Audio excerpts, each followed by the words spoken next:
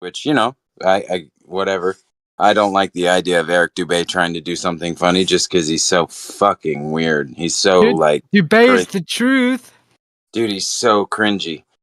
Like, I appreciate what he did for Flat Earth early on because I watched his videos, but man, he's very awkward.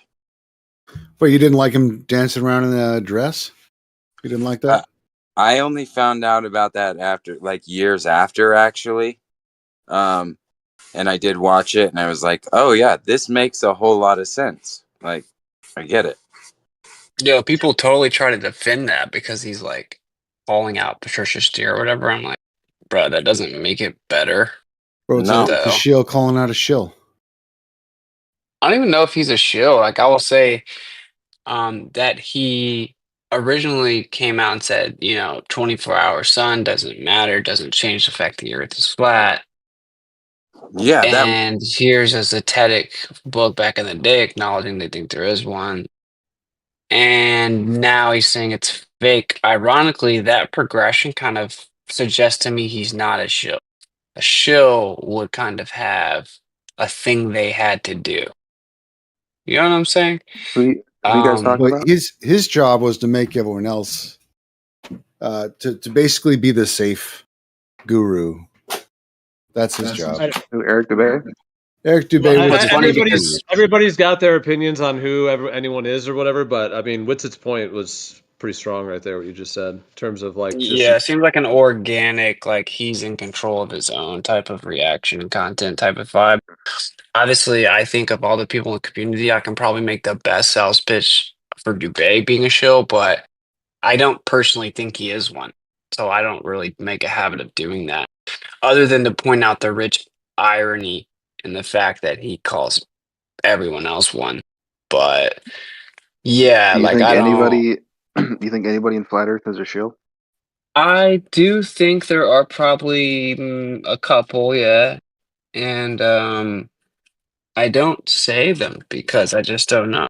And I think if someone is attentive enough, they would probably notice who it is that I've never stamped. And that may be a bit of a clue. You kind of like defend everyone as like not being a shill. Nah, that's not true. Alex Jones, Eric Dubé, Andrew Tate. I mean, who else? Well, that's your definition of everyone. What are you talking about? Just mentioning them, or are you talking about actually defending them as not being shills? Oh, I don't think I've ever defended Andrew Tate for not being a shill. The only thing I've ever said in that regard is like, it's kind of weird that he subtly follows me on X since I had an account. So I don't know. I remember you were saying he's not a shill. I remember you saying he wasn't a shill, and I just assumed it was because you were trying to get on like Fresh and Fit or something. Like, well, I think the least effective way to try to get on Fresh and Fit would be through Andrew Tate. He's actually, I don't know. That was just what I thought at the time. I was like, he get Andrew Tate to run his OnlyFans for him, okay? Like, just chill out. I think I've made it pretty clear that I would absolutely do some type of collaboration with Andrew Tate. I don't know why I wouldn't. Because my actual objective is to just get the true, like, still man. Like, well, it's not still man because it's my actual position, but, like, the true flat earth information and arguments out to as many people as possible. And I've been pretty clear about this for basically the entire time I've been online discussing flat earth, which is that my objective is not to proselytize flat earth. I think that's very gay, actually. It is simply to do my part in giving everyone the fair opportunity to make up their own minds. And the prerequisite for that is that everyone gets to hear the actual decision that there is to be made. Meaning, no one is told, like, very bluntly, that all astronomical observations not only work with a geocentric position, but like specifically and expressly suggests that's the case, and that it was largely dismissed and not even considered due to philosophical reasons.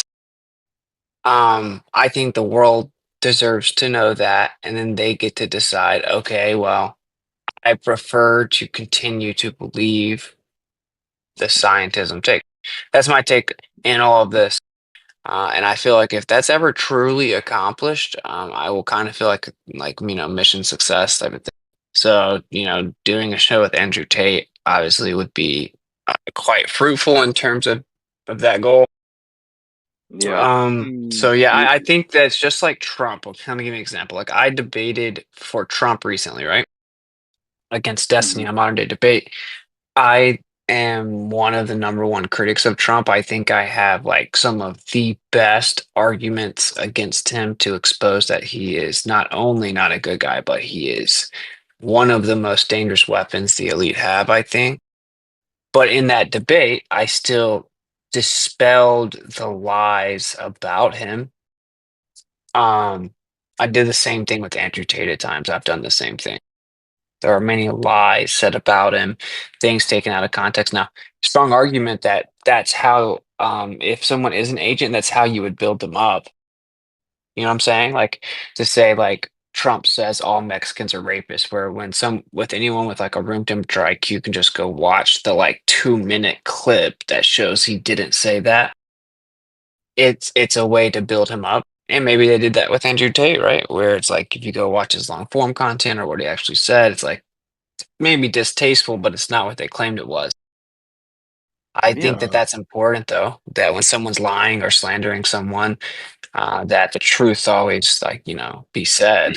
That's the only way that anything in terms of my comments regarding Tate could ever be misconstrued as me, like, defending him against the accusation of being a shill.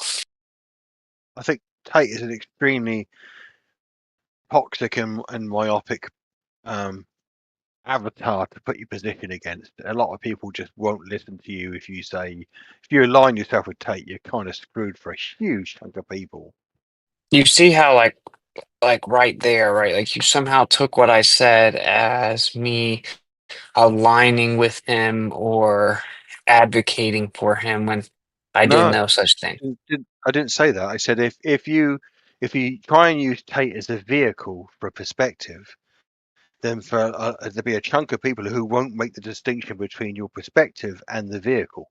That's what I was Well, saying. I got you. Yeah, you can only hold people's hands so much. Like I wouldn't even hesitate, no questions asked. If Andrew Tate asked me to jump on his live stream, I would do it. And I would be one of the only people that weren't like all real timid and starstruck and said what he wanted to hear, and I would point blank talk about flat Earth. Oh, So, to each their own. Um, because factually, NASA is fraudulent. Factually, it was started by Satanists. Factually, our government started uh, becoming obsessed with Antarctica and then did some really sketchy stuff, infiltrated all of our media, brainwashed everyone, swept in with NASA, and signed the Antarctic Treaty within 1 year of each other. And the world should know that almost no one does. And the evidence has consistently debunked the heliocentric model to the point that it had to repeatedly be revised to basically just absorb the geocentric predictions. And it's not considered an option because people hate God. I think people deserve to know that. I think people deserve to know that the mainstream model has been tested and falsified, and it doesn't even have a viable mechanism for like the primary requirement of gravity. All these things need to be said. All these things are just factual. They're indisputable, easily verifiable, and I just want the world to know those things. Long story short, the Yeah. analogy to say here, because that doesn't matter. If someone's not smart enough to realize that I don't automatically stamp everything anyone said simply by being a guest on their show, then I mean, you can only hold their hand so much. But this is the analogy no, of what my goal is to keep it very simple. A If you child were should be gonna, told, right? All right, look, we got two options. You know how you see the sun moving in the sky every day, little Johnny? You know how when it starts to get overhead, it starts to get warmer and it starts to get further away and move away from you in the sky, it gets darker and colder. Yeah. Well, we have two options. Option A is that the sun is moving in the sky, and that's why it appears to move in the sky. Or Or that's an illusion. The sun is actually not moving in relation to us, but rather you're doing the most epic nosedive every morning towards the sun, and then you are falling back away from it during the sunset, and it just makes the sun look like it's moving while the earth is so big it tricks you into thinking you're not moving. How did you figure Wit- out an Wit- illusion? Witsit, again, you could make a series of articles or a documentary series which discusses each of your points distinctly, and you make a lot of points about quantum mechanics and theoretical physics and the nature of science and the history of science. Yeah, but if you just if you start with the preposition that the globe model is an epic nosedive, you've already lost a lot of people. You can't do But that. that's what it It's got to is. Like, work. have you ever thought I about think it? Well, First, that's fine. I was That's laughing, fine. dude. That's so funny to call it that. I was dude. trying to be It's- facetious, obviously. I know you were. I know you were. no, But that's reality. It's straight epic Yeah, literally, they say nosedive. that we're basically No, no, skydiving towards the sun every day. but they don't say that, do they? They don't use it that is. terminology. And if you No, use that because they're not terminology, honest. They're not Yeah, honest at it, all. well, it, it is skydiving towards the sun. 100%. but if you describe it that way, and you want to put, if you want to persuade an audience that isn't engaging with the perspective, if you use a load of vernacular like that, you're not going to get anywhere. It's good for here. I get it. I get why you say it, but it's not gonna. It's not the sort of thing you can say to a load of people you're trying to convince. It won't work. Yeah, because I'm it not sounds trying. Did you angry. miss where I said I wasn't trying to convince them? That would be synonymous with proselytizing. Yeah, because it sounds angry. With it, you sound angry. Like you're upset with, globe folks. And so you're not going to convince people with anger. I'm not angry at all, It's though. not even. Like, You sound It's not angry. even That's that. mockery. He doesn't sound angry. It's not even I'm just that. making fun. I'm making fun of it. Like, this is the thing. That's not going to People work, is it? approach. Well, I don't know. What's your success rate in waking people up to the heliocentric deception? No, I haven't Uh, got any. we go to Zero. school and people Haven't run got any. experiments and actually work with actual instruments that shows that we are on a sphere. It's Yeah, that and then easy. you see what I'm saying? You say stuff like that. Like, people work with instruments that prove it. Like, oh man, damn, pack it up, boys. So anyway, It's that simple. the thing though is like the reason I use like the nosedive thing is because I think that almost no one has ever truly thought about what they believe is happening. Like, when people watch the sunset, they just intuitively, all the way to their core, interpret and experience the entire thing, thinking that the sun is moving away from you. Like, that's just how it works. No one thinks they're falling back away from the sun. No one consciously thinks that when they But they watch the do. sunset.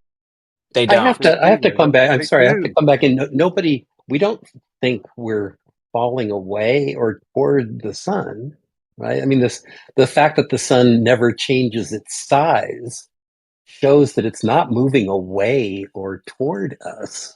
Shows that it's always the same distance from us. That's totally not. First of all, it's not the same distance from you on the globe. Do you not Well, understand it spherical is to an geometry? unnoticeable amount, Over right? a You day. can't Over a day it detect is. the Over a changes, day it is. right? Oh, we moved the goalpost super fast. So No, it's not. it Well, is I mean, changing the point distance, is but on there's a the. threshold where you Of wouldn't really course, be It's very able to minuscule. notice it. of It's course, very the minuscule. Interesting. flat Earth and the flat Earth, you have to have the sun move enormously away from you in order to get the This is things that you another. that's No, but noticeable easily. Yeah, You that's how can't light Let me. moves. over the Can I course get out of in front of a this? You over the guys are starting to course get of a really day. antsy. The sun Okay. We're not. never changes We're its just telling size you the by fact. even a tenth of a percent, not by a Okay. tenth of a All right, percent. bro. I get that you're trying to conversation rate me with the same dull talking point that you But it's a fact. repetitively throw on top. Like, you just say the same script over and over every time, no matter what the Because you actual never have an conversation was. answer for it. No, Well, that doesn't. First of all, even if that were true, it wouldn't make it any less lame that you do that. Okay, so You that sound wasn't angry. the converse. That wasn't the conversation. You jumped in pretending as though you were going to engage with the actual conversation in good faith, Well, and you let's started by talk about it. saying, "We don't say that we fall away," and you Okay, so immediately just pivot. respond. Stop interrupting me, man. You pivoted over to like this stupid script about what you straw man the flat earth to Too be much and what the meta. sun shouldn't Respond. do. And That's how talking about light works. meta. No, buddy, you're not responding to what I was saying. In fact, you seem incapable of separating the Happy fact to. that we were Say talking about something. motion, the fact we were talking about motion and not geometry. You seem incapable of It's even light. understanding that those are different things. That's how light works with it. It would look like your sun would look little and get very big and then get little, very little again. That's how light Let's see works. if you can. That's I'll how just light repeat works. myself. You guys seem incapable of distinguishing between the topics of motion and geometry, which are independent of each other. They are different things. You're changing the goalpost. All You're right, the one. hold on. Just hold on for a second. I noticed John got muted. We'll try not to mute anyone, but yeah, I mean, let's just proceed how we want to. Like Witsit, if you want to not debate with these guys, obviously we don't have to, but it depends on what we want to do. But Can I let's ask a try not to question? let's not have to mute anyone, but let's figure out how to make it a good combo so everyone can. Well, I just want to make this point. I like this. The reason that I get pulled into these, I don't mind doing it for a second, is I always seem to be so taken back by the fact that people can be so wrong so repetitively, like in terms of debate. Like the guy said, I'm moving the goalpost. When You in are. reality, when in reality, I'm not moving anything. The actual topic being discussed was that I don't attempt to convince or proselytize anyone of anything. I simply want them to actually hear the information that's being suppressed from them. And I gave the analogy of a child learning about the sun and its movement throughout the day and being told up front instead of this is what it is. These are the two options. Option A is that the sun appears to move in the sky because the sun moves in the sky. Or option B is it's not moving, it just appears to move because it's an illusion because you're falling back away from the sun during the sunset. You just can't tell that you're moving. Are You you? guys then came in to try to force a straw man of a sunset on a flat earth, making an angular size change argument. That is literally non sequitur. I then point No. out the lack of sequential nature in your point. You then claim I'm moving the goalpost, which is literally what you guys were doing. No, you are doing it. The thing is, facts don't change with it. That's why you're tired of hearing it. That's a Facts good don't point. change. No, Yeah. Listen, Witsit, you just listen, misused the word literally. hold on, guys. Let me finish. Let me finish. Dude, he's not saying Brother Okay, anything. Witsit, I'm waiting. I'm really waiting for the point that let, you're let about me to let make. me let me Yeah, let me finish. make a response on point then, please, or on Of topic course, I directly. am on point. I am on point. It takes a little bit of time to develop. First of all, a child does not understand relativistic motion, brother Witsit. A child doesn't. A child will see the sun moving, but can't tell if he's the one that's moving. That's just relativistic motion is something that you use instrumentation. You get Well, into the that's not true. discipline, the science, and you That's develop. not And that's true. how you learn that you're the one that's actually moving. A child is going to say the sun Oh is my moving. God, you're just My, making my my point friend, stronger. you're not a child. You're not a child, brother. You're just making my Stop, point stop stronger, which is thinking that that you have to science is for All brainwash right, hold the on. children. We got to children. keep the points concise enough, bro. You got to pass the mic. Go ahead. And Paz, I don't know You're why just, you were interrupting. Please don't do that. Go ahead. What's it? it's just making my point stronger, which is that you have to actually brainwash the children and not even give them the opportunity to think through the options themselves. You have to entirely suppress the actual options and force feed them what you believe to be true, what you think the consensus is, therefore they should believe. You're literally making my point stronger. No, It no, no. seems that all three of you are incapable of actually engaging with the point that I'm making, which is pretty weird. Again, a child cannot see relativistic motion, brother. That's impossible. You have to No get that, one brother. can see it, That's it. dude. No That's one just can it, see brother. it. It's fake, brother. That's just it. You need to Yeah. teach the child about instrumentation in order to develop how relativistic motion works. Well, I That's just mean, how life is, brother Witsit. Sorry. No, you Why don't. are you talking like Mickey Mouse, bro? Like I don't like, Yeah, I know it brother. sounds Mickey Mouse, but that's life. That's just life, What? brother. I'm sorry to Mickey tell you. Mouse's life, bro? Like, look, here's the deal, man. That's Here's the an deal. insult, by the way, Mickey Your Mouse. model, yes, it wasn't until yes. Your model, right, says that Works. no one, even instrumentation, can't truly tell you. Oh, you're It changing now. says, Mm-hmm. I'm not changing anything, dude. You are trying to avoid the point, which is that the children are not told the full scope of the information. Now, if you had the truth, then there would be You're no changing now. reason Now to. you're going to the instrumentation now. Oh my he wasn't God, finished, dude. man. Don't interrupt, please, dude. We're not going to do Dude, this. So like, go frankly, ahead. you're just not good at debating. I'm just going to be very frank with you. Okay, but look, it's all good.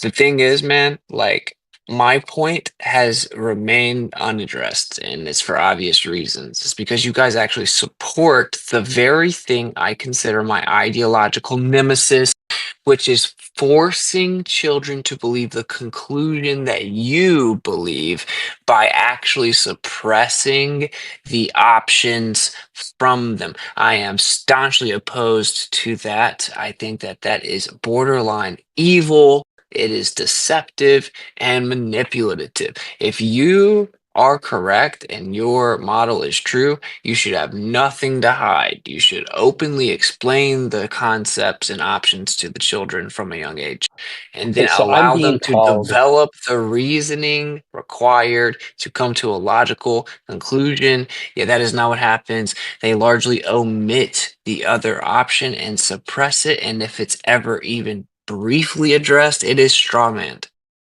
Okay, so I'm being called deceptive and dishonest. I made a simple point.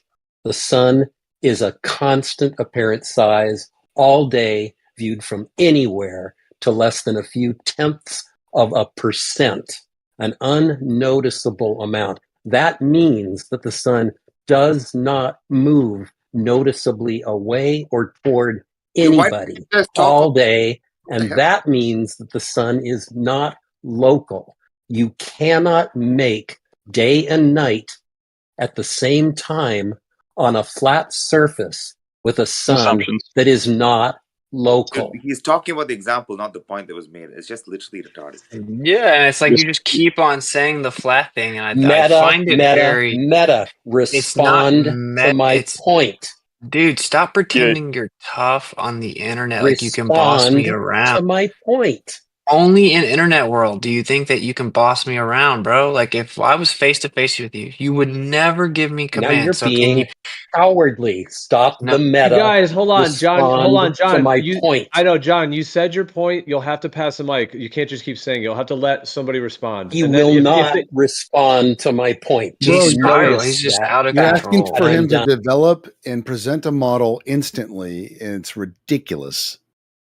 And actually, what you're doing is thinking it's like basically narcissism. You think that since you came in with the point you want to say, now everyone must immediately tailor the conversation to the, and it's not even a new point. It's like the only point you ever had. That wasn't the point. We weren't talking about geometry. We weren't talking about whether or not the earth is flat at all. We actually weren't even talking about the truth of the matter anyway. What we Same right were here. actually discussing It's is good. that the information is not presented to the children limit. honestly. We were specifically talking, someone's hot, Mike. We were talking about the actual motion aspect of it. We're not talking about your inability due to ineptitude to grasp the different possibilities of a small angular size change on a flat earth with a local light source. We're not talking about that. We're talking about relative motion, the simple idea that the earth is moving or it's not moving, and how the children are not told the options. They are just, it is beaten into their head that the way they need to interpret the world is that everything is backwards, that their senses and experience cannot deduce the truth, and they must just turn to authorities and adults that know the truth for them to tell them what the reality is that they live in. I think that that is deceptive. You said, I'm being called deceptive, and then monologued about your stupid angular size point again. That isn't the point at all. Can you please address this specifically? Do you understand that motion and the geometry of the earth are two separate points?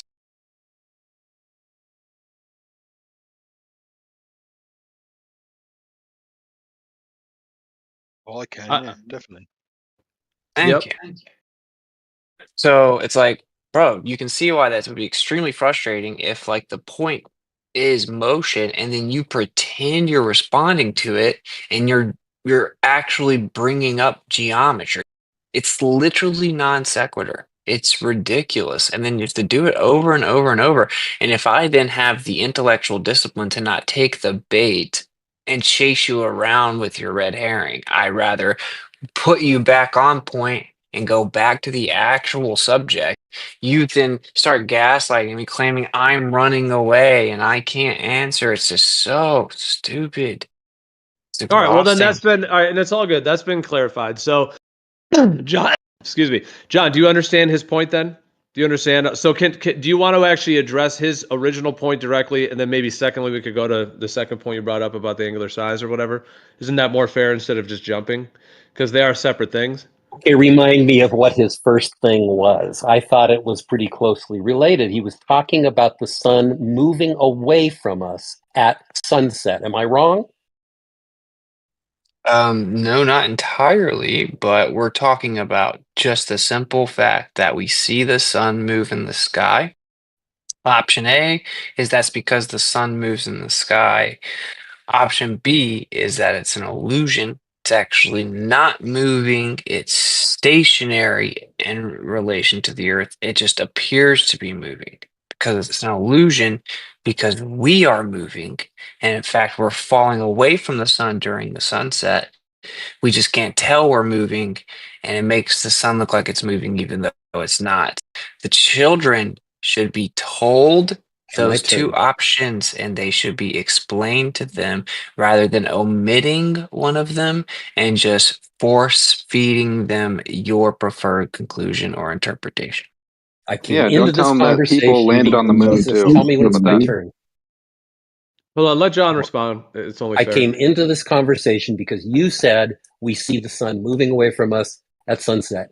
That's not true. The sun does not move away from us. It maintains the same size it had all day. Completely non sequitur. You don't seem to understand why it's non sequitur, so I guess I need to explain it.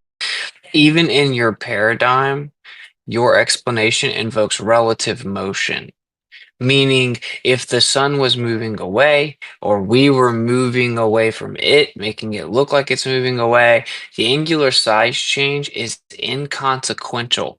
According to relative motion, it wouldn't matter. It doesn't change the effective angular size regardless of which side of the coin of relative motion that you are on. Okay, so I'm just gonna end with reading one thing, and then I'm just really done. You can respond Oh to my it God. as you want. I'm just gonna read this one thing. You're just going to We ignore my never points, what needed you're saying. we never needed the final experiment. There was never any doubt about a 24-hour sun in Antarctica. It's not a 24-hour sun that falsifies the flat Earth. The thing that falsifies the flat Earth is the existence of night anywhere. The argument's trivial. The sun's constant apparent size requires it to be a distant object. You strictly cannot make day and night simultaneously at different places on a flat Earth with a distant sun. Indeed, the only way to make night at all on a flat Earth is for the sun to go around behind it, in which case it's night everywhere. That's it. Just you literally ignored my point and then repeated the red herring that's non sequitur about it being flat or not. And this is what I'm saying, bro. It's like Frankly, you need to study and learn how debate work prior to pretending you're going to engage in them. Okay? Because I can John, did you obviously study rebut those points, but it's pointless. John, did you study debate in your PhD or not as much debating when you did your PhD? Looks like he's gone. Like how would that not It's absurd? mad frustrating, dude. I feel He's a PhD physicist, right? I have a suggestion for the conversation. That's what he said, yeah. But Someone Witsit, I feel your pain. No, it's mad frustrating when they don't answer your points and make go on to something else. Someone was talking. Dude, I had Yeah, sorry, by the way, if I interrupted you with it, but I was just Nah, sorry. I'm just saying, like, people talk about like PhDs or like yeah, I mean, dude, I guess I mean, people talk about PhDs being like the most qualified, but I mean, right there, like, it just seems like you were saying, the points were not being addressed directly, at least, but dude, there were you can a bunch of other points being brought up, which is kind of when they divert like that, then it's sort of like they're just expecting you to then go on to the other thing, and you put time in, you laid out a whole thing, there's a point on the table, and if they do that, that's why, like, yeah, I mean, we have to just like keep them on to the point in any type of debate type thing, because the tendency to want to divert is a huge, like, fallacious thing to do. Meaning it's not really about like, oh, I just say a point, you just randomly say one, and you randomly say one, and we're all just listening to random points. It should be like, if it's more of a debate style, it's like, okay, I put a point forward, it should be addressed directly, and then either completed or, one concedes or one doesn't, or there's a mutual agreement, that there's whatever it is, before one moves on. If it's more of that style of a discussion, which obviously that one had why more don't you just, anytime it goes back and forth but one guy doesn't address the point, why don't you just have a forced steel man? Well, each person has to steel man the other person's point. It's forced. If it just keeps going in a cycle where the person keeps showing that behavior, if there is a moderator, I would suggest just having a forced steel man, and if they don't do it, then they don't get to continue. Have you guys I hear you. noticed Yeah, that, we've like, done that before. Yeah, that can be done. Yep, that's often a good exercise to do and good thing to do. Have both, steelman both sides. I can almost never stillman your arguments because they're not actually listening. Like, he wasn't listening to my point. That's why after I had to repeat it 3 times, he's like, "Oh, I don't know what his point is. Can you remind me of what his point was?" Like, they can never stillman. When you ask them to stillman, what they end up doing is just like kind of mumbling a general idea somewhat parallel to what you said, and then ending it with their alleged refutation. You know what I'm saying? Like, when you ask them to stillman, if you can actually even get them to pretend to like attempt that, their response always ends with them like allegedly refuting it, which is the opposite of a stillman, of course. Exactly. They'll be like, "Oh, well, you're saying that the motion of the sun and the earth, that could be relative," and it's like, but that can't be the case because the angular size and the blah blah blah. Yeah, exactly. But that's another point. Is like his point was just stupid anyway. Like, relative motion, the angular size would be the same in either direction, right? Like, in his paradigm, if the Earth is moving away from the sun or the sun is moving away from the Earth, the relative sizes and distance and medium that makes up the distance between the two wouldn't change. It's just relative motion. So the angular size is literally irrelevant. Well, he left on his last argument was you can't have a sunset on flat Earth because he was saying the sun would have to go underneath the flat Earth. Like, that was his argument when he left. You can't have a sunset on flat Earth. Yeah, which is funny because it's literally like my go-to inside joke. That, like, some of these people claim sunsets debunk flat Earth, and so, like, how fruitful can you really hope for the conversation to be? dude, are any of the globers using the 24-hour sun as like a globe proof? Because I haven't heard any of them. Not It's not really. it's not a proof. It's not a proof of anything. It kind of had like So yeah, it didn't have any legs, like, in terms of in the debate, it seems like, in any different way. I mean, I guess some will kind of just give that talking point of like, oh, it can only work on a globe, but obviously it's not the case. And so, at the end of the day, some say that, but it's just sort of has a wah kind of a conclusion, like in terms of what they maybe thought they were going to be able to like blast forward with that. Because Duffy was like more the thing of like, this is going to, all hail this argument, take it everywhere, long, and kill the flat earthers or whatever. It's like right out of a movie, like Lord of the Rings, like Yeah. whatever. But yeah, it's not going to be that. There's actually one thing that since this came back up, but there's that. Maybe I should just pass the mic there. But I was just going to say, well, I had some thoughts earlier about. I was just saying, like, okay, never mind. I'll say that one for after. It just has to do with like what I was thinking about how the people calling it fake, and then how that's going to unfold in the coming weeks and months. And then I had a whole thing on that was in my mind earlier. I just wasn't at my mic, but I'll say it later. Well, it's just weird because I noticed, like right after the trip, Zanuck came in here and he didn't even try to use it. Like, there's a lot of Globers that I've seen who haven't even tried to use it as an argument. Like, they just don't even. That's don't even hear beneath it. Zanuck. That's beneath Yeah, because Zanuck. they know He's been in this better. a long time. Yeah. Like affirming the consequent is like literally just an affirming the consequent. Like if P, then Q, therefore P. If the Earth's a sphere, there will be a 24-hour sun in Antarctica during their summer. If there's a 24-hour sun in Antarctica, therefore Earth's a sphere. It's like fundamentally fallacious. It's That's an true, evidence. but a lot It's not of the proof. a lot of flat earthers have had to say like, "Oh, I guess the map's wrong. I guess we're wrong about some stuff." Like the flat earthers have had to basically concede to some of it, and the Globers don't care about that. Like they don't try to push that. They don't even bring it up. Another part of it that people seem to overlook, though, is there's an aspect of this that it's like a social club for a lot of these people.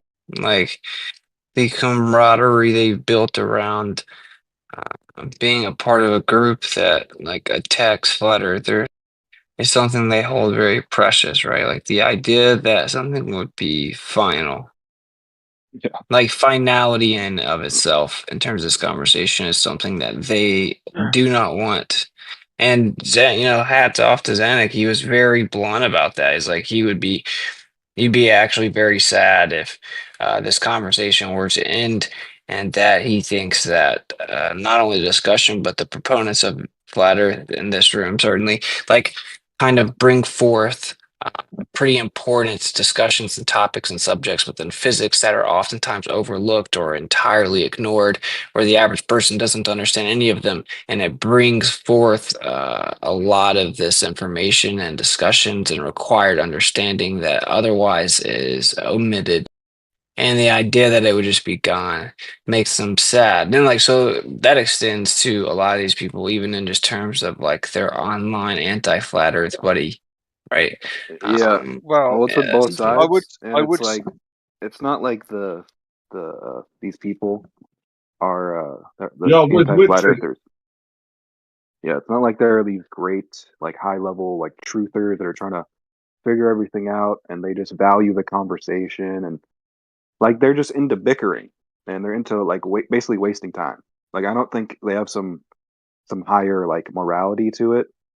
It's more like they just want to continue yapping. And First and foremost, a lot of Globers thought the name was a stupid we're one. talking It about wasn't. you, Passa. Sure, but the final experiment name is a stupid one. It's asinine to just has any finality. The only sense in which it's final is that finally for a group, well, for a disappointingly a smaller chunk than it should be of your community, there is some video evidence of the 24-hour sun that should meet everyone's satisfaction. Now, clearly, Witsit's been on the end of a tirade of vape gay, and he wasn't there. He's an Asian, all this sort of nonsense. Because that there's video now. That's the only finality there is here. Really, it's not the proof. It's an evidence of arguably one model against the other. And the name, and there's a lot of people who thought the name on both sides thought that the final experiment is a ridiculous thing to call it. Yeah, it is stupid.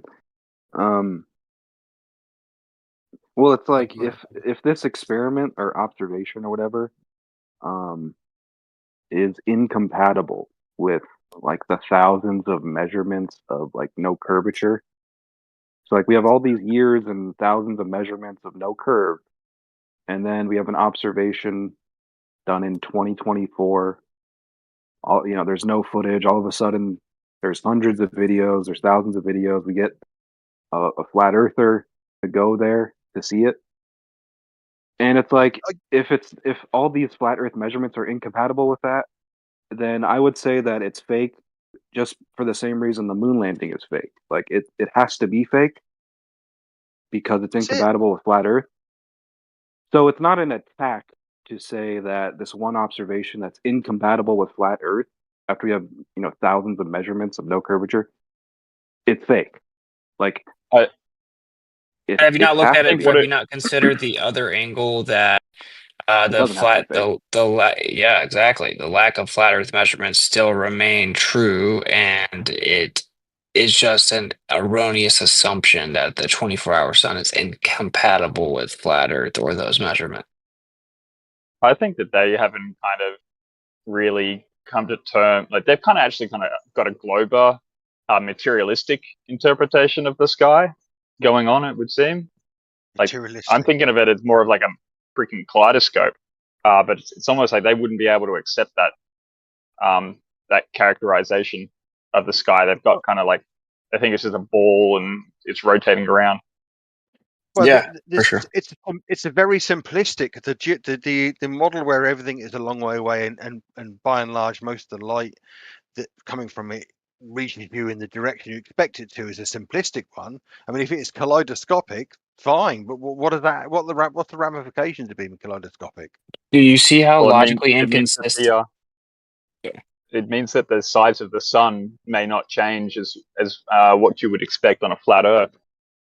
It explains why that size of the sun, which was mentioned before as being one of the primary proofs of globe, may not actually change angular size as it comes to towards and away from you. Now all of a sudden simplicity or Occam's razor is like the leading determination of truth, when every single core claim of your position is antithetical to Occam's razor. It's not though, is it? Yeah, it literally is. Like if I see this, yeah, let me give you an example, my guy. Okay, the sun and moon appear to be the same size, so much so that even within your paradigm, it's so close to exactly the same size in our sky, apparent size, that you can have perfect total solar eclipse. And then you Now, can have okay, so we see the sun and the moon appear to be the same size in the sky. not all the time. That doesn't matter. Maybe, yeah, because if they just slightly move around, then that would make sense. Now, Occam's razor would say, oh, because Occam's razor is when you have two adequate explanations for the same phenomena, that which is simplest and requires the least amount of assumptions is most likely to be true. Okay, so sun and moon appear to be the same size. Adequate explanation number one, the sun and moon are the same size. Adequate quote unquote explanation number two is, well, the sun is actually 400 times bigger than the moon, but just by cosmic coincidence and chance, exactly 400 times further away as well, making it appear that they are the same size. So Occam's razor obviously dictates that you would lean with the first one, right? This is one of like 100 examples. We did, didn't we? We went with the first one for an awful long time. Well, do you not get the point here? Is that whenever it comes to the 24-hour sun, your primary argument here is that, like, the simplest explanation, right, is just that this stuff is super far away and it comes at an angle in such a way that it's so far away, perspective isn't changing where they are in the sky. It's merely your physical orientation doing, right? Your argument is Occam's razor. Your argument for the 24-hour sun is Occam's razor. But when it comes to everything else, every other core aspect of the global model, Occam's razor is not the case. Like horizontal, like the horizon is horizontal. Option A is that it's horizontal. Option B is that, well, it's actually curving. It's just so big that it appears to be horizontal. Or that sea level is, of course, a vertical distance measured perpendicular to a horizontal baseline. So it's a vertical distance up vertically relative to a horizontal baseline. Option A is, of course, yeah, you're using sea level, which is a horizontal baseline, and measuring a distance above it. Option B is, oh, well, actually, level means curved, and you can treat it like it's a horizontal data point, and you actually have to, and it'll work even when you stretch that horizontal baseline all the way into the interior of continents. But actually, it's not horizontal; it's curving. It's just so big you can't tell. And then it goes into motion, right? Like, oh, well, we see the sun in the sky move. Option A, the sun in the sky moves. Option B, actually, it doesn't. It's at rest. It's just an apparent illusion that it's actually moving. And you can do that with all the motion in the sky, right? And then you can actually move to orbital and it gets ridiculous. It's like, oh, we perform highly precise interferometry measurements that should be able to detect the orbital motion to a mind-blowing precision, yet It's a it shows that the monologue. Earth is It's a monologue, Witsit. this is the last one I'm saying. I think this one's hilarious. So, and then it shows that the Earth is actually stationary. It doesn't detect orbital motion. Option A is that highly precise form of measurement, interferometry, accurately showed that the Earth was not moving. Option B is that the measuring apparatus contracted and time slowed down. And so even though one of the light beams did have to travel further and therefore take longer, it actually shrank, the distance shrank and time slowed down simultaneously, just the perfect amount to make it appear that the Earth is stationary. So you clearly don't care about Occam's razor in that scenario, do you? Respond to that, okay, right? If I'm going to be intellectually honest, someone wanted something to say there. Go on, carry on. No, go ahead. I just people are saying monologue and stuff. It That's was a not bit the of case. one. Hold on. It's just hold on. Witsit is a live stream host, so that's part of live stream hosts. Obviously, have the to carry the stream and so on. So I'm just saying that's not when people say that's not the case. So yeah, it is true that generally we keep our points concise and stuff. But like if somebody's hosting and keeping it on a particular topic and laying out certain things, then that's how the live stream is run. So, but yeah, go ahead. He's finished, obviously. So who wants to respond? Paza?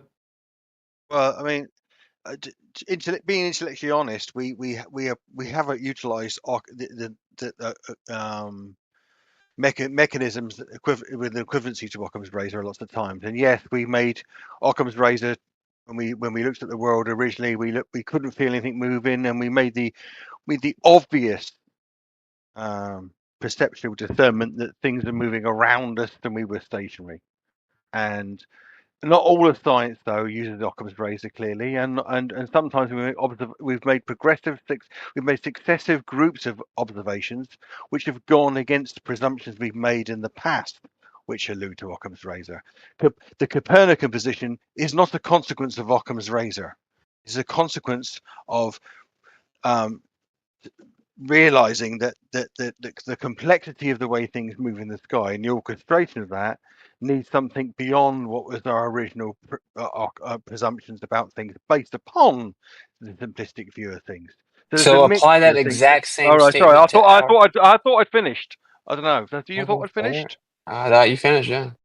So what I was going to say was, I agree with you to some degree that the Occam's razor has utility in science, but there is a mishmash of things which are some of which are as a consequence of using Occam's razor and some which aren't. And to pretend that it's a contradiction to say that we use some in some positions and some of others is facetious, because that's not how the world works. Sometimes things are intuitive and they're correct.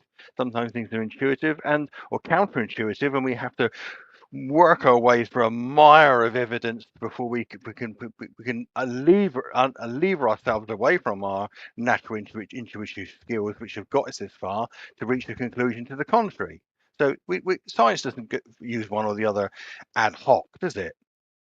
So did the irony of that actually just elude you, where you perfectly described the position of a flat earther right now when it comes to the 24-hour sun with your analogy of the Copernican principle? I mean, like perfectly to the point where I was looking for my other phone right now. I'm just gonna play it back and say, okay, there's my position. Like it was hilariously perfect, where you said, turns out that the celestial phenomena observed is more complex than like originally meet the eye. You even said it like more specific and perfect than that. So you do realize that you just completely made my point for me, right? Not really, Witsit, because the original simplistic view of the world was elevated to a more complicated one. The simplistic view is everything we're stationary, everything goes around us. That you could argue that's an Occam's razor type way of looking at things. Measurements and evaluations of the sky subsequent to that have elevated it somewhere else. When it comes to the stellar backdrop, on the premise that you know you're in a solar system, because astronomy worked its way from here outwards and not the other way around, so let's not pretend it's any other way. The reason that there was a discourse between the Hellenistic, the Ptolemaic, the Tychonian, and the Copernican and the Keplerian eras is because we were all trying to fathom what distance would the stellar backdrop be? Well, how far away are the stars, and what were the ramifications? And the consequence of putting the stars a long way away means that all the observations. Oh, sorry, someone's obviously got something to say there. Oh, how might be that? Yeah. Well, the consequence of all of that is that when it comes to the start, if you put yourself in the position where astronomy is postulated that we are in the heliocentric model, then the stellar backdrop being a long, long way is the simplistic solution to how far away the stars are, because it comports to what we see. Okay, are you ready to hear this? This is so perfect. Like, so can you guys, I'm gonna play a couple seconds of it and you guys tell me that you can hear it for sure. Go for it, Witsit, go on. Can you hear that pretty good? No, you have to do better than that. They can't hear a thing. It's perfect. Okay, Can you hear me? Like, I need a serious answer. Like, you guys can't hear what he was saying. I can't hear anything. I can't hear anything. No, I Not can't right hear now. I anything. did a minute I ago. can't hear No, anything Okay, either. look, I'm not playing it right now. Look, I'm gonna play it again. Okay. Okay, go on. Still can't hear it. You guys Nope, couldn't can't hear hear it. that? Okay, just No, a the second. guy, No sound, no sound. the sycophant who said it's perfect was correct. Okay, well, I gotta be honest. It's totally worth doing it. So I'm about to put it on. Play it, Witsit, for God's sake, stop pantomiming. Hazard, chill out. The reason I think Understood. it's perfect is like I want to clip this and I just want to play it when people start asking me about the 24-hour sun. It's that good. Okay, tell me if you guys can hear this. We've made successive groups of Yep. observations which have gone against presumptions we've made in the past, which allude to Occam's razor. The Copernican position is not the consequence of Occam's razor. It's the consequence of realizing that the complexity of the way things move in the sky and the orchestration of that needs something beyond what was our original presumptions about things based upon the simplistic view of things. So apply that. How's that not perfect? Right? Okay. Flipped. Yeah, exposed. Shout out to Pazza. Okay, so Yeah, thanks, Fazzo. Copernicus is a consequence of fighting against what was an original simplistic perception. Totally irrelevant. Like the very point that you made, which is that we discovered that the way that the celestial phenomena works and the observations within seem to require more in-depth explanation than the originally assumed more simplistic assumption. Exactly. That's exactly what he's told you. Yes. So how does that not perfectly apply to the 24-hour sun on a flat Earth? Well, thanks for playing it back, because what I said, the Hellenistic perspective and the Ptolemaic perspective are a consequence of trying to be Occam's razor, to try and work out the most simplistic. Because if you work on the premise that we're in the middle of it all, when everything's moving around you, that's where you start. But observations are counterintuitive to that, which is why you end up where we are now. So again, though, how is that statement that you made not perfectly Which one? applicable? The one I Which just played one? back to the speaker, right? Like Yeah, how Which perfectly. specific sentence in there? There was about 3 sentences. Which specific one? Oh my God, bro! You know, like, what is the point in this, right? Like, you just made the point about the Copernican principle, and if you just take the Copernican principle out and put the 24-hour sun, okay, Well, I you wasn't would be talking about saying that. I was that talking it about the doesn't Copernican principle. matter. We're talking about the principle of Occam's razor and how sometimes Take out. observations, particularly in the sky, are more complex than this very simplistic, materialistic assumption. You said we discovered that when it comes to celestial phenomena and observations, it requires a more complex, in-depth explanation than the very simple explanations originally assumed? Positions where we were geocentric, the Earth was flat, and everything orchestrated around us. So are you going What to do you actually just tell me? overtly like demonstrate a That's double what I was. standard at this point? Like, is that No, what but you're choosing? that's what I was talking about. You want to unplug the Copernican sentence I made and sit in your 24-hour sun. You might as well plug in 20 potato salad. If you're going to take my words and take some out and put some other ones in, what's the point, Witsit?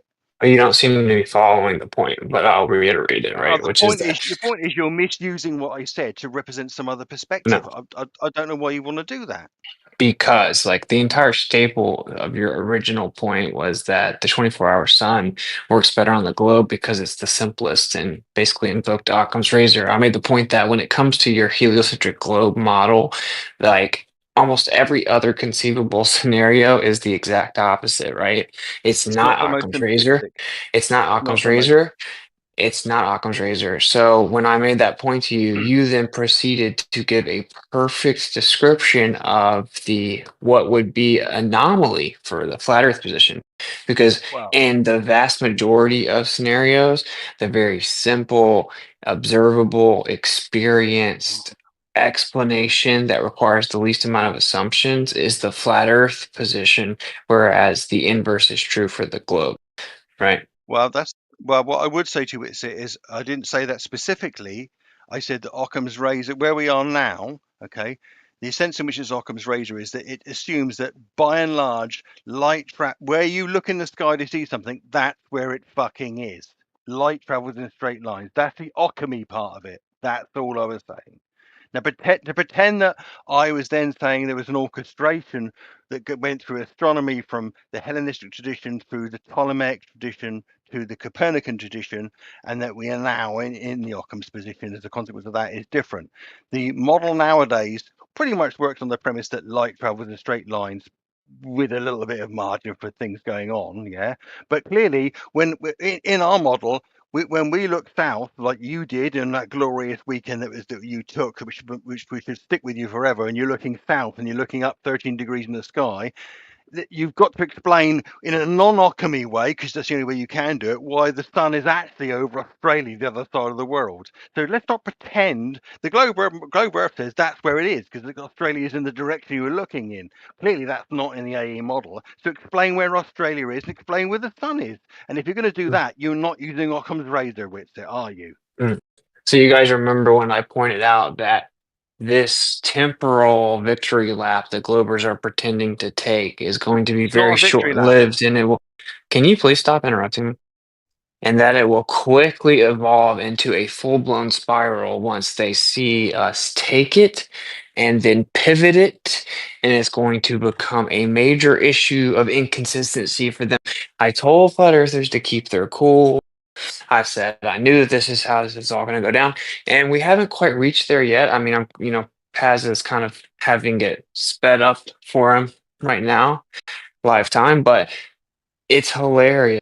Okay, and I want to make an even further point here. So it sounds good to say, well, it's the simplest Occam's razor explanation, right? That the stuff in the sky just is where we see it. But actually, it's not. It requires quite a few assumptions. For one, you have to claim that the stuff we see in the sky is the singular exception in all of existence. So, special pleading when it comes to the fact that perspective actually changes where we see or view things in the distance. In all other scenarios, as something approaches us overhead, it looks like it's going up. And as it goes away from us, it looks like it's going down. You guys claim, yeah, that's true. Perspective does work like that in all scenarios ever, except for space, except for celestial objects. In that scenario, everything is so far away that the perspective is largely irrelevant. And the only thing that changes where we view them is our physical orientation. And it just so happens to do that in the same exact way perspective would do it and does it in all other scenarios. Then, in order to make that assumption, which is just special pleading and definitely not Occam's razor, then you have to assume that they are extremely far away, right? And so to the point that you actually just treat them to be all an infinite distance away, like the same infinite distance away. So that's all you know is that if you assume the Earth's a globe, you have to assume that everything in the sky is a mind-blowing distance away, so much so that you have to just treat them as if they're infinitely far away. Then you have to obviously answer, wait, if they're actually that freaking far away, how could we possibly see them?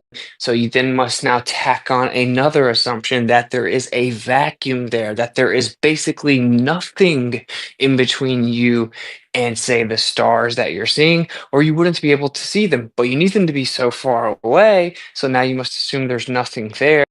So you have to make all of those assumptions, special pleading that perspective is no longer applicable in this one scenario, that the objects are so extremely far away that perspective doesn't apply. Therefore, there is nothing in between us and them, or we wouldn't even be able to see them, to even then claim or pretend to claim that you're about to invoke Occam's razor by saying the objects are where we see them. Okay, so you don't have Occam's razor basically at any single turn of your entire belief system. But I love how this last thing, and I'm talking a lot or whatever, I'm gonna give it back to you. But I love how this conversation is going to progress because A, to claim 24-hour sun is, say, proof or evidence for a globe, even just evidence for a globe, it's an affirming the consequence. If P, therefore Q, if Earth's a sphere, you have a 24-hour sun, we have a 24-hour sun, therefore Earth's a sphere. On its face, it's fallacious. But even more so, to even make your point at all, right? Like, listen, to even make your point at all, right? You actually have to, wait a second. Okay, you have to make the argument based upon Occam's razor. And that is hilarious to me. And I knew that was going to be the case the whole time. If we saw it exactly as the globe predicts, you're going to have to invoke Occam's razor. And that is like any globe proponent's worst nightmare. Because if they're actually going to stake their flag, if they're going to stake their flag in Occam's razor, dude, it's bad look because you get to immediately point out, wait a minute. So are we going to be logically consistent? Are we going to keep that same energy with the rest of the conversation? Because the globe never, ever applies You Occam's must razor. be getting tired, surely. Well, do you understand the point? Can you address it Well, specifically? not really. You're not getting to the end of it. I'm already done. Like, the point is pretty simple. Okay. Well, as I said to you before, Witsit, Did you even listen to postulate it. the point? You've been yarning the whole time. Yeah. Well, You no, got I heard it muted all. for a while too. My ears still did work when I not hear yawn. There's a bunch of points. He No, unplugged like it's halfway really through that like one. Oh, it's only one one major point. point. It's only one point Yeah. that he just elaborated on. He's just been yarning the whole time. Yeah, guys, let him address the point. Yeah, Pazza. What I will say is we will be absolutely quaking in our boots when you postulate something, formulate it, and write it down with it. Until then, it's just word salad. So red herring non sequitur ad hom. All right. Well, Peace not out, really, bro. because no he says, point. Yeah, because he pretty says, much. no, it's not a point.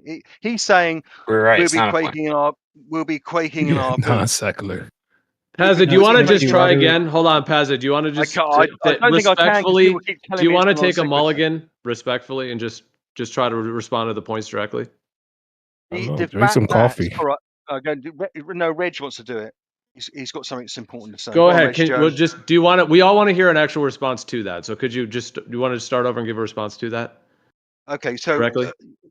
The notion that Occam's razor can be utilized because it represents what we see in the sky and where we look, the notion that things are where the direction we look to see them in, right? The fact that it comports to the most simplistic view is not the mechanism by which everything should be evaluated. However, what you have, frankly, at the moment, whether you like it or not, is a position where things aren't they can't be in the direction you're looking at them in, right? So any amount of posturing and pretending that we're quaking in our boots because you've got something that doesn't use Occam's razor, or doesn't, or that us using Occam's razor is a whimsy, or just as a calamitous, dichotomous. Well, it's a weak some sort of- position. It's a weak position. Maybe it is a weak position, okay, but what is your position? This is what we're talking about here, okay, right? I mean, one of the points that he clearly said was that if you're going to apply Occam's razor here, you must be consistent in all arguments you're going to make. That's all. Exactly. That's true. And Occam's razor is utilized a lot of the time in history, and then at various points we realized that the non-intuitive was actually the truth, not the Yeah, intuitive. cool That happens all story. the time. Science does that all the time, and it has done through history on every single topic and aspect. Okay, so I'm saying at the moment is that maybe you're right. Maybe I was a bit clumsy and crude to utilize Occam's razor in that respect. But the bottom line is, with the model as it exists right now, there is a stellar backdrop. It's topologically, angularly, and geometrically consistent no matter where you are. Right? Occam's razor could be alluded to say. You could say, well, I look up at the sky and it's where it is. The direction it is where it is, and the distance it is means that it's a shared perspective. Where quite how that people can explain on the flat plane how that is yet been fully described.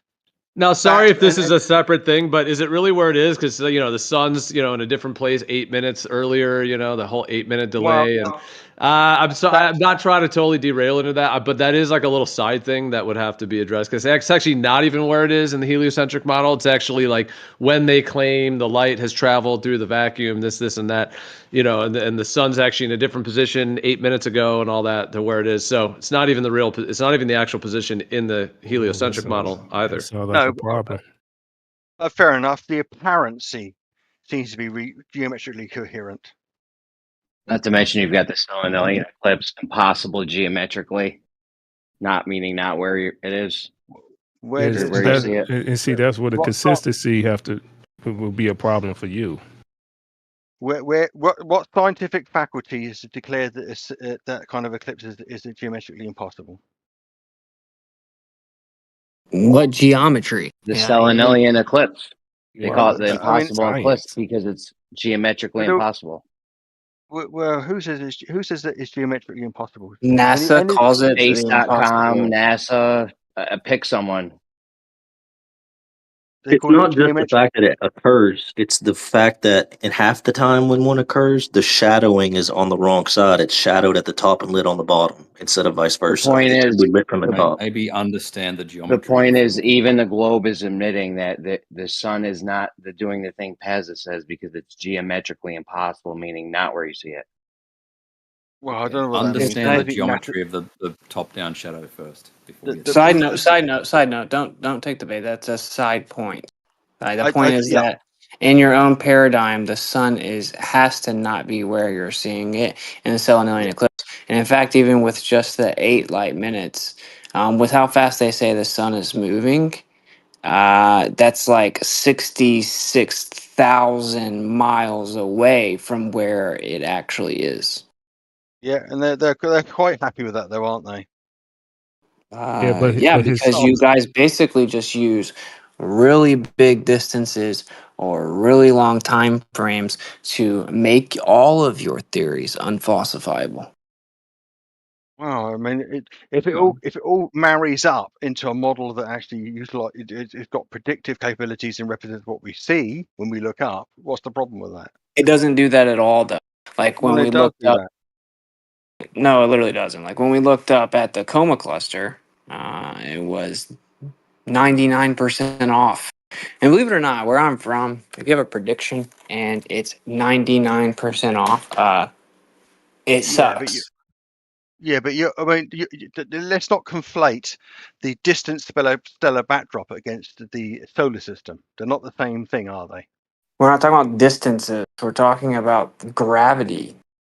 And even the solar system doesn't work Right, either. well, even when you invoke Newtonian dynamics, you actually have to invoke forces that are external to that mechanical system. You have to invoke inertial forces that are not in the Newtonian mechanics system. And Newton himself addresses this in the Principia, just blatantly adding them additionally, right? It's literally an additional component to the entire mechanical system he proposed, right? Like centrifugal force, for example. You can't even work out the positioning of the planets to match up with Kepler's laws with the Newtonian framework without adding inertial forces that are external to the mechanical system. But prior to all of that, I want you to really just understand the point, right? You're like, I can't wait to hear what you're going to say. We're going to laugh so hard or whatever for the 24-hour sun explanation. Well, yeah, well, let's Right. hear But it. Let's hear your listen. explanation. But the Let's point hear is your that it's explanation. so funny, though. It's so funny. I can literally just do this. If you want to ask that question, here's my answer. To Occam's razor. The Copernican position is not a consequence of Occam's razor. It's a consequence of realizing that the complexity of the way things move in the sky and the orchestration of that needs something beyond what was our original presumptions about things based upon the simplistic view of things. So pretty So simple. go for it. Go for the Witsit. Give us an explanation why you looked 13 degrees south and saw something the other side of the world. See what I'm saying? Like you don't seem to want to just address it in good faith, and it's fine. Oh, But I am. this is what I was trying to explain to flat earthers: is that from simply a logical debate perspective, this big victory lap that they will undeniably not be able to resist I'm not is doing a going to victory lap. completely explode in their laps, because in order to claim their heliocentric model, they are having to persuade the audience at all times to completely abandon Occam's razor, completely do away with it in every single scenario, right?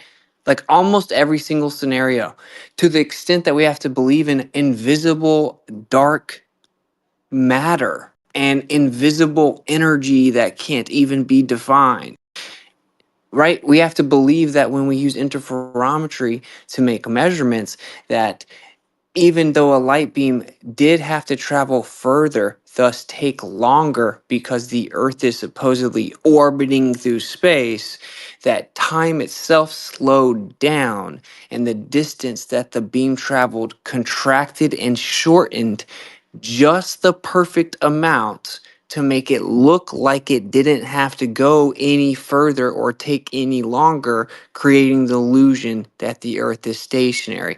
That is so antithetical to Occam's razor that it's laughable. It's unfalsifiable. It's therefore antithetical to empirical, right? Because it isn't observable, it isn't repeatable, it isn't testable, it isn't falsifiable. It's not empirical by any stretch of the imagination. It's literally not even defined. It's just a reification fallacy. It's terribly illogical and fallacious. Like your position is awful. And then last point, I want to reiterate this one more time. Even the very point you think is Occam's razor, which is, 24-hour sun in Antarctica, globe says that would happen geometrically. Occam's razor, it's the simplest, isn't actually the simplest, because prior to even invoking that, it has all kinds of other assumptions baked in that are not in any way adherent to Occam's razor.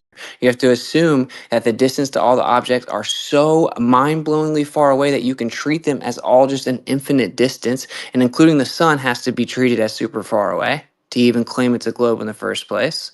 Then you have to claim, oh, well, since it's so far away, the only way we could even see it is if there was practically nothing in between us and them. So therefore, there's nothing there. Let's just invoke the idea of space, a privation of emptiness, so we could even say that we theoretically could see things from that far away.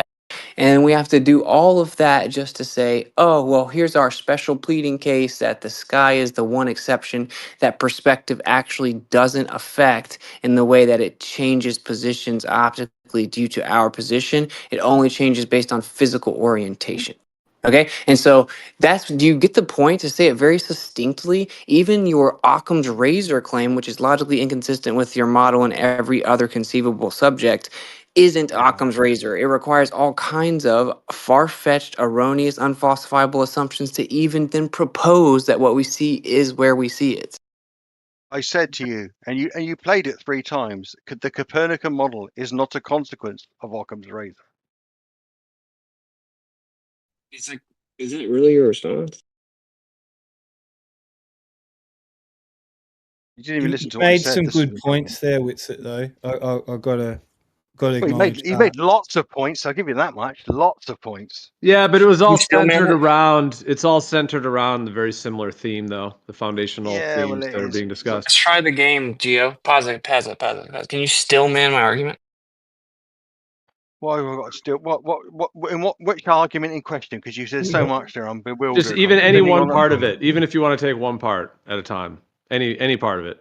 You We'll just didn't start write there. any notes. You didn't write any plot points. And No, it's I all a didn't. singular point, right? All the other ones are just supportive examples. Summarize the Right, singular it's point called you want to still elaboration. man in. Go on, Reg. You go for it. Oh, No, but we're you just can't say trying to word see- salad. You can't say word salad. Dude, That's it's not a all still set. man. Yeah, because he's only I making mean- one point. He's just elaborating upon it. That's all. Well, So you summarize. you could really pick one. Go on, and- Reg. Go for it, Reg. Go for it. Great. So you could really pick one, and you could say, "Well, I can."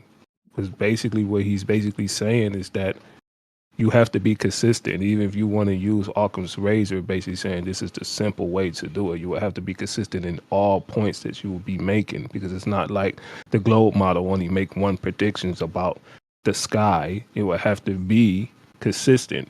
So you could say, if you want No, to don't give him refute too what much. Witsit is saying. Don't give him too much. Don't give him too Okay. much. I want to see if he can still man.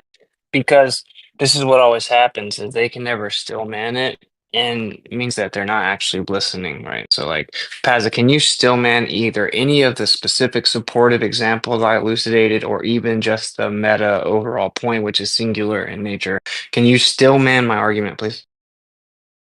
All right. So summarize it, because you said it was all one and the same thing. Summarize your position in one sentence, and then I'll try and still man it. What? You're asking me to reiterate it and then you can still man it? Like, are you serious? But you He's spoke basically for about giving him the 3 floor minutes. again. But You just spoke all for right. about Let me give.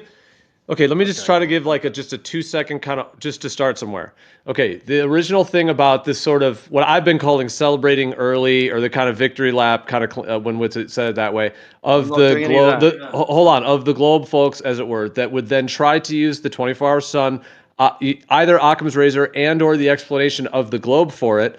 And then what that runs into in the actual continuation of that, when you extrapolate it to other claims of the globe and other parts of the sky, and how that's inconsistent, and how that sort of victory lap is going to wear thin very quickly, and as time moves on. It was related around that in general, and then all the specifics within that, and so on. So if you start there, Okay. I mean, is that a beginning to the Steelman? If you were to then So carry it from there, as just an overview, I'm just trying to get like some overview so we can start somewhere. Go ahead. So the strongest argument for Witsit's position is by observing the 24-hour sun, or at least the sun to the south of him when it's somewhere else on the world, which should intuitively or geometrically be the north, is that there is some mechanism, possibly a firmament or a dome or some construct which we have no perception of, which manufactures a light augmentation of light such that down there it's manifested to appear that way. How about So that? you remember when I told you guys that not only will they not be able to still man it, because that wasn't my argument at all. I didn't say anything about an explanation for a 24-hour sun on flat Earth or firmament. I also pointed out that they're so allergic to the concept of still manning, and I'm going to say it very frankly because it is an act of intellectual honesty, that they actually have to slip in alleged refutations within the stillman. And I don't need to do that when I do it for the globe. I don't need to do that when I do it for the globe. I've still manned the globe like 10 times in the last 15 minutes. It just seems weird because I didn't make any claim about what causes the 24-hour sun on flat Earth. That wasn't the point being made. All right, I can still man the say you concept still man that the globe? all right, I'll still man your position that the Copernican model makes a load of presumptions about the shape of the world in which we are, and it makes a load of presumptions about the distance of things in the sky. It makes a presumption about the fact that light travels predominantly in straight lines, and it makes a presumption that we know the nature of these light eminences and that they are singularities in the realm. I get a much. How about that?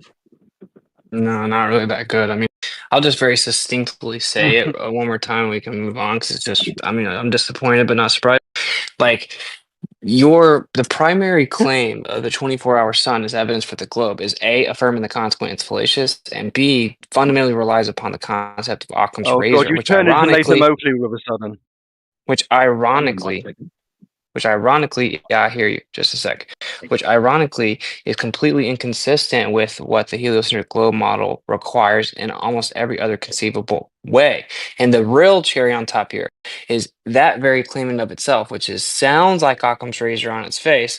Well, the things just effing are where we see them, to quote you, actually is not Occam's razor, because in order to make that claim, you must assume that they are all mind-blowingly far distances. I just said that. I just stillman that for you. I just did that. I just stillman that for you. To the point that you assume infinite distances, then requiring the claim that there is nothing in between you and it. I just stillman that for you. Did you not hear me talking? Well, you didn't actually tie it together with a coherent point, which is that it actually isn't even Occam's razor in the first place. I didn't say that. I said I stillman your position by saying that they make these assumptions. I didn't say this. No. Stillmanning my position means you're going to properly represent the actual specific argument being made and even strengthen it if possible. Witsit, you haven't made an argument as to where they are, what they are, or how the light gets to you. What the fuck am I supposed to stillman? Because that wasn't the freaking argument that I'm making. Right. Okay. Okay, you know what? It's all good.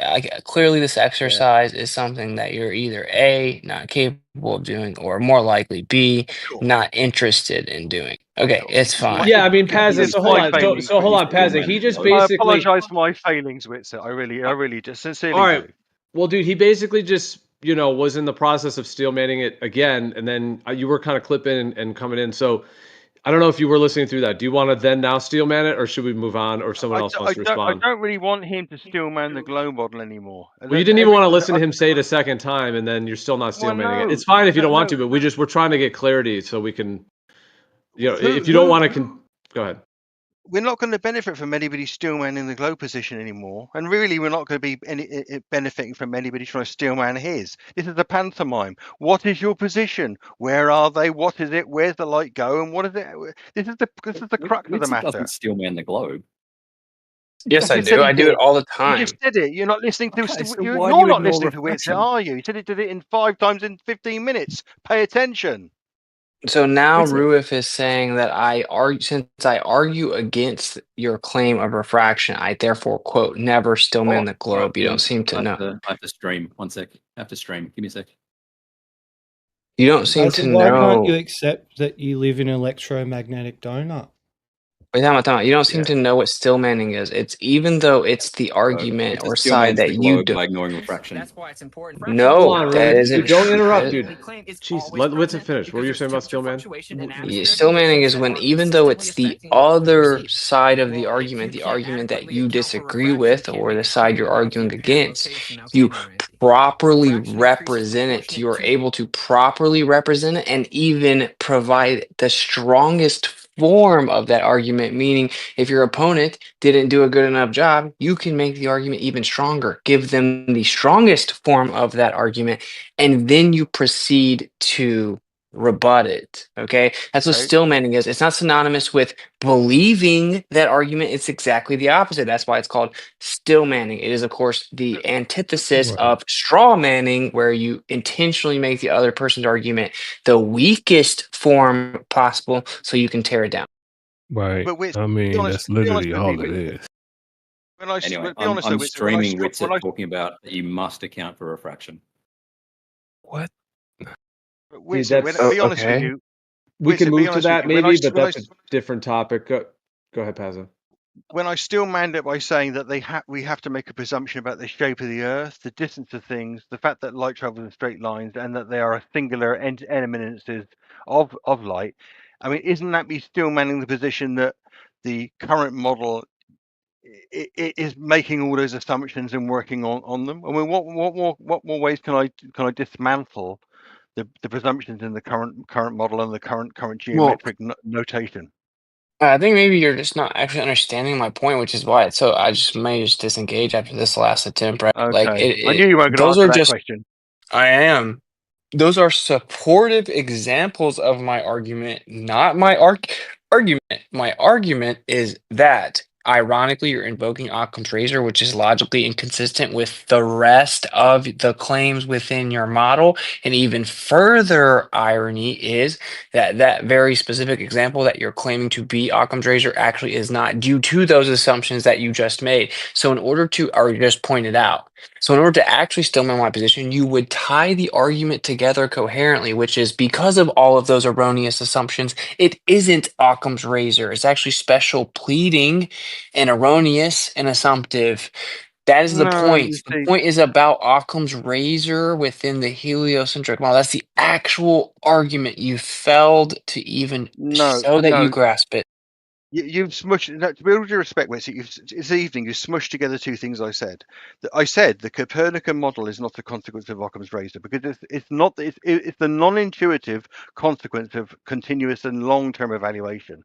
However, the premise that when we look up at something and it's where we think it is in the direction we're thinking it, that's Occam's razor. That's got nothing in and of itself to do with any position about the astronomical model or the model of the Earth.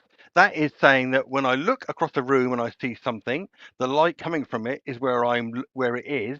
Therefore, it's the direction it is, so I can reach out and grasp it. That's the point I was making about Occam's razor initially. You conflated it with me saying that Copernican position is the consequence of Occam's razor. It's not. I said exactly the opposite, and you played it back. No, no, no. Okay, let's just wrap this up here. All right, first of all, yes, it sound like I said 4 or 5 times. It does sound like Occam's razor when you say the object just is where we see it. That's the simplest explanation. Yes, okay. It is. The problem It is is in across the that room. yes, in a room, yes. The problem is that when it's applicable to this discussion, it is not that simple. It requires the claim that what you're seeing, it requires the claim that what you're seeing is extremely far away. If it was just where you see it, but not infinite distance away, as your equations like to assume, then it would change due merely to perspective. Right? But your model claims it doesn't do that. It only changes based on physical orientation on a sphere. So in order to make this illusory Occam's razor claim, it requires all kinds of other assumptions that things are extremely far away and that there is nothing in between you and them so that you could even in theory see them from that far away, and that this is the one exception where perspective doesn't actually change the position in which you see them. So it isn't actually Occam's razor. And here's the meta point what started all of this. Just said Okay. that. It's the Hang on, meta hang on, point that hang on. started. No, you didn't just say that. You didn't just say that. You I don't did seem to just say understand that. it. I don't even care anymore. But this is the. I'm just going to make the No, you point one don't. more time that started it, and I'm going to have to disengage or whatever. We're going to move on.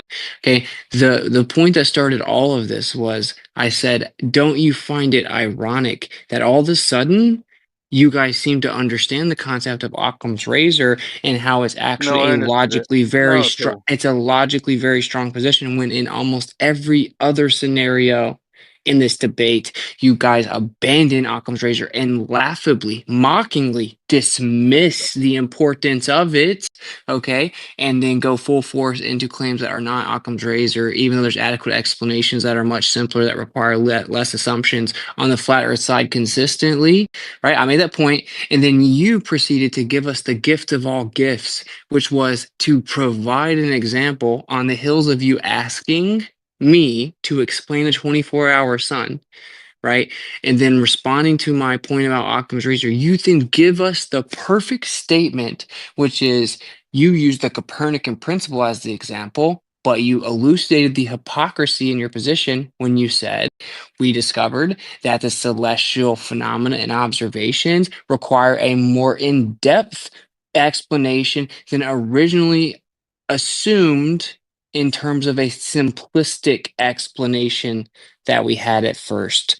And if you were to take that exact same sentence that you're claiming from within your paradigm and apply it to the flat earth right now as to the question of the 24-hour sun, it is a perfect answer that there are many flat earthers who assumed it to be very simple and straightforward. We see the sun where it physically is. It moves in a circle over top of the earth, and they incorporated or integrated an AE map / model. They now would have to step back and say, Turns out that the celestial phenomena actually requires a more in-depth explanation as opposed to the originally assumed simplistic explanation. That was the point. You are applying a double standard based on your bias. All right, go ahead, Pazza. You got the mic. Not true. Again, I said the Copernican principle, the Copernican postulation is not a consequence of Occam's razor. That still stands. However, across all of astronomy from the dawn of time, the premise that when I see something in a direction, that's where it has been used and is still used. That's Occam's razor. And I use Occam's razor every day of my life because in my work life, I do research and I evaluate electronics and hardware and systems and mechanical systems. And I always make the presumption that when I look at data, I'm looking at the most simplistic explanations of what's going on. Quite often that's wrong, and I have to counter my position by looking for finding further evidence for it, further measurements, or trying to realize that there's something else beyond an intuitive which goes on. So don't pretend that I don't know what Occam's razor is. I don't apply it every day because you don't know me. You don't know what I do for a living. You don't know anything about me. And the idea that the Copernican model not being a consequence of Occam's razor, but us relying on things being in the direction of they are as dichotomous is disingenuous on your part. And again, you're right. A lot of people said, "Oh, well, there isn't a lot of flat earthers." I'm not putting you in this label. I hasten to add because I haven't heard you say it directly myself. A lot of them have said, "No, there is no midnight sun in these southern regions because that won't work. That's simply a fallacy, which is why all kinds of nonsense about not going down there, blah blah blah." Yeah, it will need a more complicated explanation. That's what I've said to you as well. I've agreed. Occam's razor doesn't work here because if you look south at 13 degrees elevation, you see the sun, and you know it's not there. It's on the other. Its GP is somewhere else on the other side of the world. You can't use Occam's razor here. So again, not a problem for me. I haven't disagreed with anything you just said. However, what I am waiting with eager anticipation is a coherent explanation as to what is going on here. Can I make a Okay. quick comment? I was just gonna say, like, isn't it, if you see the sun moving in the sky, just in general, at what we're observing, wouldn't Occam's razor say that the sun's moving in the sky? Yes. Okay. I know for a fact that the rest of the people in here have definitely understood and grasped my point because I've had to say it so many times, and it's all good. And I'll give you one example of how like far away your paradigm is from Occam's razor or just basic logic and reasoning in general, right? So if I have a theory and it predicts that there's a certain force, and that force is based on how much mass there is, so how much matter, right? So set amount of mass, set amount of force. And then I make an observation in the sky that shows that there is, let's say, a ton of force that, based on my theory, would require a lot of mass. But what's actually observed is a very tiny amount of mass. Would it be Occam's razor to say, wow, my theory, which predicts that the mass is the cause of the force, has now been falsified because I see way more force than is possible with set amount of mass, according to my theory? Or would it be B, there must be an invisible, undefined, logic and physics defying phenomena that acts just like matter, but isn't matter, but can't be defined, directly observed, or verified, that's there. So my theory is still correct. I would argue that there's an avenue for discussing both. Okay. Obviously, the answer is that Occam's razor would say, well, okay, we discovered that my theory is wrong. And the other one is borderline religious. And if we were to apply that standard, that second standard, to everything else in science or physics, we would literally make no progress ever because we could never falsify any theories because we could literally just make up invisible mathematical band-aids that aren't even defined. If our standard is that we can just plug the fix into our theories or equations without even defining what the fix is, much less actually verifying that it exists, much less actually verifying that it is in fact present in the observation I'm claiming it explains. We would never get anywhere in science. We would run in circles with the same original archaic primitive theories that were first postulated. They would just have like 1,000 different little band-aids on it, right? And that is religion. That's what that is. It's like if someone says, I believe in the Bible, and then there's some evidence contrary to a claim in the Bible or the claim they made that they claim is in the Bible. And instead of admitting that it's wrong, they just start saying, appealing to God or appealing to magic or appealing to something else. And it becomes a religious belief that can't be falsified, right? And I don't get why you guys can't Well, unanimously disavow dark matter. It's the most egregious example of pseudoscience and dogma, cultish dogma that has ever existed that's masqueraded as science. well, to be honest with you, yeah, I mean, like you say, as far as I'm aware, science works. Science postulates mechanisms for working at the relationship between phenomena and objects and materials and motions at a resolution. And Newton did it. Archimedes did it at a resolution. Newton did it at a resolution. Einstein did it another resolution.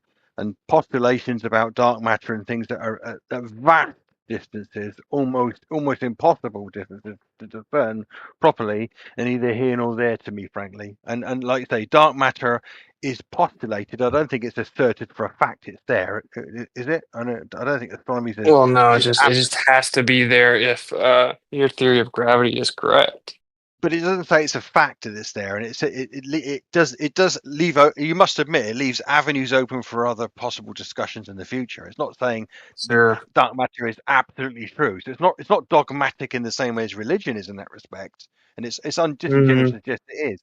But you're right; it's bandied around as if if you go on mainstream science blogs and YouTube videos, it's all this is the truth. This is what the scientists know this, or scientists rather than scientists think that.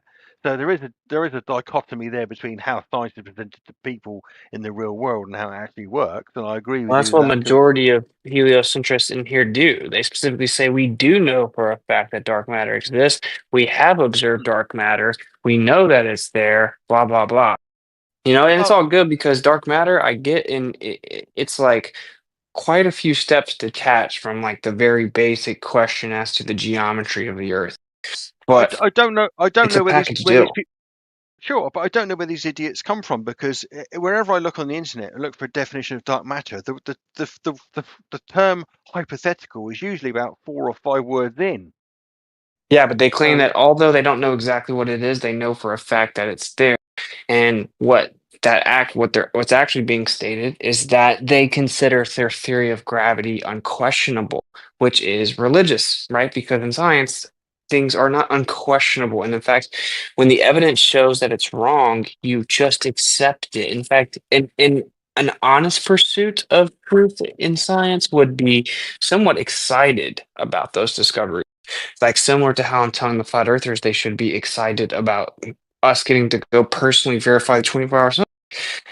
Like if you're actually in sure. pursuit of truth, you should be excited that there was a major blind spot in the community where people, because they had no trust and there was some fakery going on and such a lack of evidence, that people jumped to the assumption that there wasn't a 24-hour sun, or at the least they thought there probably wasn't. And we would have sat here for, let's say, if we're going to be dark matter type of vibes, we'd be here for another century.